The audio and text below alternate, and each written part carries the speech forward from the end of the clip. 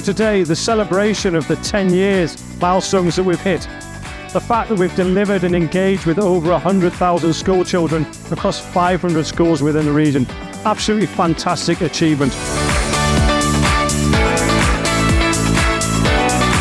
So nice to see the joy that we have seen with all the kids here. Not only the joy of the kids, of ourselves, of the people here. It really inspires us to keep moving and to keep doing what we're doing.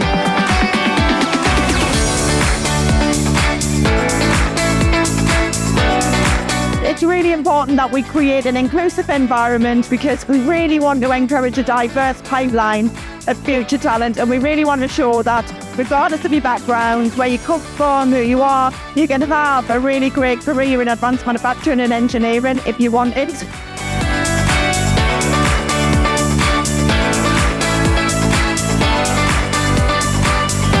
There's 100,000 children been through the Nissan Skills Foundation. We want to double that over the next few years. And it's about bringing industry expertise to education, making sure that people have the right skills that they need to go into employment in the future.